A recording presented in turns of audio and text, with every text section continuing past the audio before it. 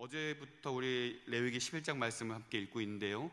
레위기 11장 전반부에서는 어떤 짐승이 정결한지, 어떤 짐승이 정결하지 않은지, 어떤 짐승이 가증한지, 어떤 짐승이 가증하지 않은지에 대해서 언급을 하고 있었습니다.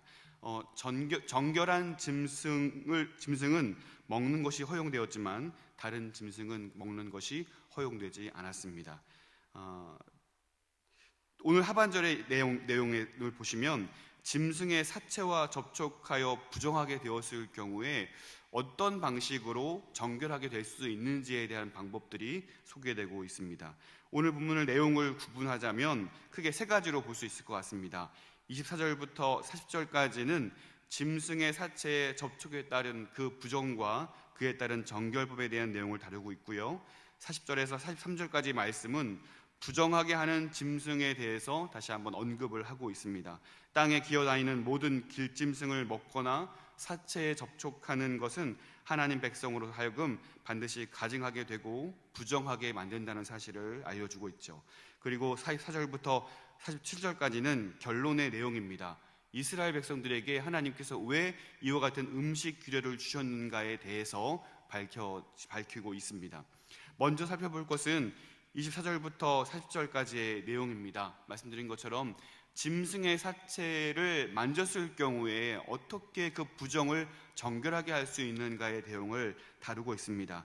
그래서 이 내용들을 좀 도표로 정리를 했는데요. 24절부터 38절까지에는 부정한 짐승을 접촉했을 때 어떻게 될 것인가, 부정한 짐승을 만진 대상과 것들에 대해서 각각의 소상하게 어떻게 부정하여지는지, 어떻게 정결하게 할 것인지를 다루고 있고, 그리고 39절과 40절까지 내용에는 정한 짐승의 사체를 만졌을 경우에 어떻게 정결하게 될 것인가에 대한 내용을 다루고 있습니다. 좀 다시 한번 내용을 보시면요. 먼저 부정한 짐승을 접촉했을 경우입니다. 주검을 만진 사람, 또 주검을 옮긴 사람이 내용이 다릅니다. 저녁까지 부정하게 되는 것은 똑같은데요. 사체를 옮긴 사람은 옷을 빨 것까지 이야기하고 있습니다. 그리고 접촉한 것이 사람이 아니라 나무 그릇, 의복, 가죽, 자루, 그릇 이러한 것들이라면 마찬가지로 그것이 저녁까지 부정하게 되었고 더불어서 그것을 물에 담궈 놓아서 정결하게 해야 한다라고 말씀하고 있어요.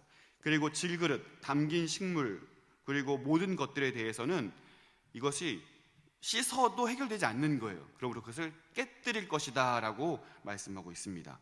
물건에 대해서도 이야기하고 있는데요. 화덕과 화로도 마찬가지입니다. 이것을 쓸 수가 없으니 깨뜨려 버리라 라고 이야기하고 있습니다. 그리고 샘물 웅덩이는요, 사체가 닿는다 할지라도 부정하게 되지 않는다라고 이야기를 해요. 왜냐하면 이것이 샘물이고 계속해서 물이 흘러나오기 때문에 그것이 아마 자연적으로 정화되기 때문이지 않을까라고 이야기를 하고 있죠.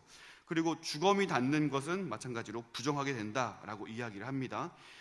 종자의 사체가 닿을 때에도 부정하지 않게 된다라고 이야기하고 있지만 만약 그것이 물 묻은 것이라면 그것이 부정하게 된다라고 이야기를 합니다. 눈여겨볼 것은요, 부정한 짐승의 사체를 닿았을 때에도 부정하게 되지만 정한 짐승의 사체를 닿았을 때에도 그 사람이 부정하여진다는 것을 오늘 성경은 말씀하고 있습니다. 주검을 만진 사람, 주검을 먹은 사람, 주검을 옮긴 사람 모두에게 저녁까지 부정하게 된다는 것을 이야기하고 있어요.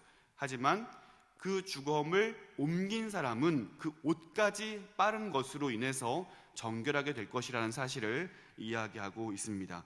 자, 이 내용들을 정리해서 보자면 크게 세 가지의 특징을 발견할 수가 있습니다. 먼저는 부정한 짐승이라도 살아있는 동안에 사람에게 접촉되었을 때 그것이 그 부정한 짐승일지라도 사람에게 그 부정한 것을 전염시키지 않는다는 거예요.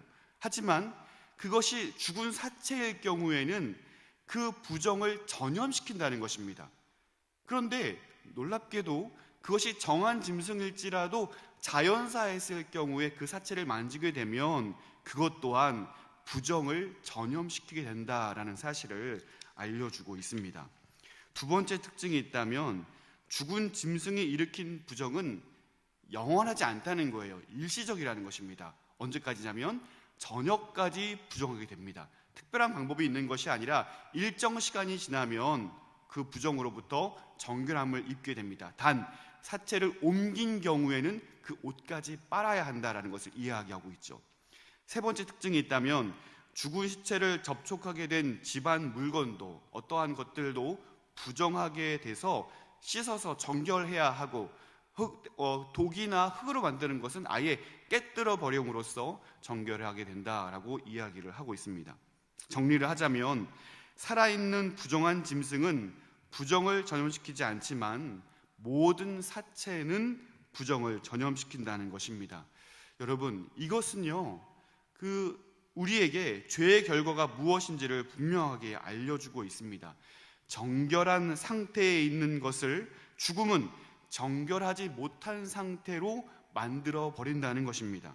죽음은요 사실 하나님께서 창조하셨던 에덴 동산에 있었던, 존재했던 것이 아니었습니다. 아담의 범죄로 죽음은 질병처럼 인간에게 찾아왔고 정결하고 거룩한 존재를 하나님과 함께 할 수 없는 부정한 존재로 전염시켜 버렸다는 것입니다.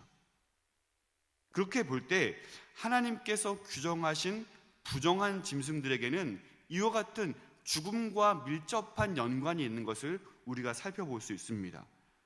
육상 동물 중 육식 동물인 사자나 호랑이, 하이에나, 그러니까 살아있는 것을 핏째 먹고 그것을 뜯어 먹는 죽음과 관련되어 있는 이러한 육식 동물들은 정한 음식에서 아예 배제되어 있습니다. 그것은 아예 먹을 동물로 지정하고 있지 않죠. 공중 동물도 마찬가지입니다. 사체를 뜯어먹는 조류들이 대부분 부정한 것을 확인할 수가 있습니다. 바닥을 기는 짐승들은 사체가 썩는 땅과 밀접하게 되어 있기 때문에 그것이 가증한 것으로서 부정한 음식이라고 규정하고 있습니다. 또 비늘이 없는 물고기, 진러미가 없는 물고기들은 수면 깊은 곳에서 활동을 하기 때문에 마치 그것이 죽은 자들이 거하는 스오를 연상하게 함으로써 부정한 것으로 여겨져서 그것을 먹지 말 것을 말씀하고 있습니다. 그러므로 이 음식 규례를 통하여서 하나님께서 그의 백성들에게 요구하고 있는 것은 부정한 것을 구별하여 정한 상태, 즉 거룩을 유지할 것을 말씀하고 있는 것입니다. 음식은 말 그대로 일상을 대표합니다. 그것도 하루 3번 음식을 마주하면서 하나님의 백성들은 음식 규례를 지키는 것으로서 구별된 하나님의 백성임을 드러내게 되는 것입니다. 이것이 바로 음식 규례의 이유이죠. 우리 본문 말씀 44절 말씀을 한 목소리로 읽어보도록 하겠습니다. 44절입니다. 나는 여호와 너희의 하나님이라. 내가 거룩하니 너희도 몸을 구별하여 거룩하게 하고 땅에 기는 길짐승으로 말미암아 스스로 더럽히지 말라. 아멘. 내가 거룩하니 너희도 몸을 구별하여 거룩하게 하고 라고 말씀하고 있습니다. 그렇습니다.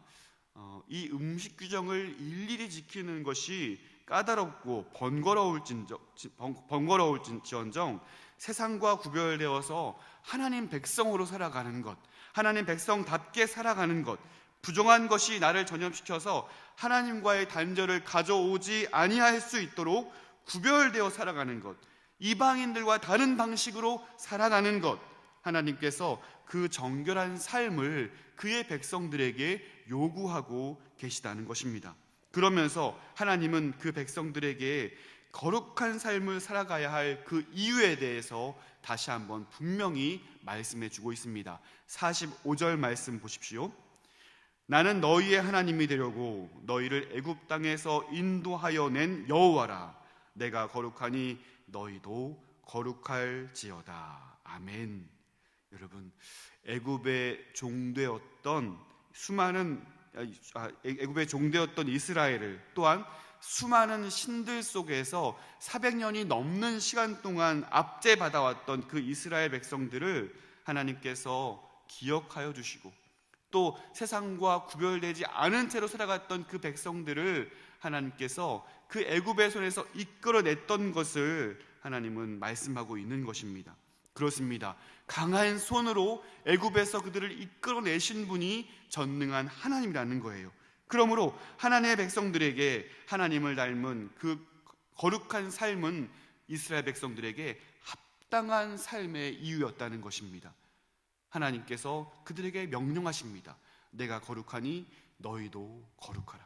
그러니까 이 음식 규례를 이스라엘 백성들이 지킨다는 것은 무엇이었냐면 우리를 건져내신 그분이 누구인가를 기억하는 것이었습니다. 음식 규례를 지킴으로써 세상과는 다른 방식으로 다른 것들로 구별되어서 그 거룩하신 하나님을 닮아가는 것을 이야기하고 있는 것이죠. 사랑하는 성도 여러분, 오늘 우리에게도 여전히 이 음식 규례는 우리에게 교훈하는 바가 있고 시사하는 바가 있다는 것을 우리는 깨닫게 됩니다. 사실상 이 음식 규례는 더 이상 우리에게는 유효하지 않습니다. 왜냐하면 예수 그리스도께서 십자가의 죽으심으로 이 모든 것들이 마치 이방인과 유대인들이 구별되지 않고 하나님의 놀라운 은혜로 하나님 백성 되는 것과 마찬가지로 이 음식 규례 또한 다 이제 폐지되었고 예수 그리스도의 은혜로 이제 이것이 우리에게 더 이상 유효하지 않게 되었다는 사실은 우리 모두가 알고 있어요. 우리가 하나님의 백성답게 살기 위해서 이것을 다 지켜야 할 필요는 더 이상 우리에게 없게 되었다는 것입니다. 더 이상 부정한 음식, 정한 음식이 우리를 부정하게 할 수 없다라는 것이죠.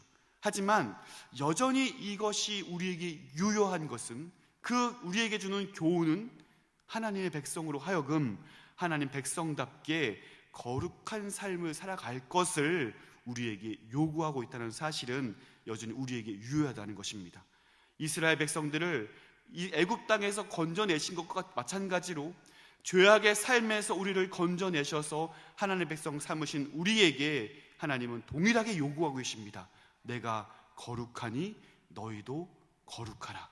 사랑하는 성도 여러분, 오늘 이 아침에 우리가 주님의 하나님의 명령을 기억하고 오늘 하루 하나님 백성 닮은 하나님 백성답게 거룩한 삶을 살아갈 수 있는 저 여러분 될 수 있기를 간절히 소망합니다. 그것은 이스라엘 백성들이 음식 규례를 지키듯이 때로는 까다롭고 때로는 버겁고 때로는 힘겨운 일일 수도 있겠습니다. 하지만 그것이 우리의 자랑이 되었으면 좋겠어요.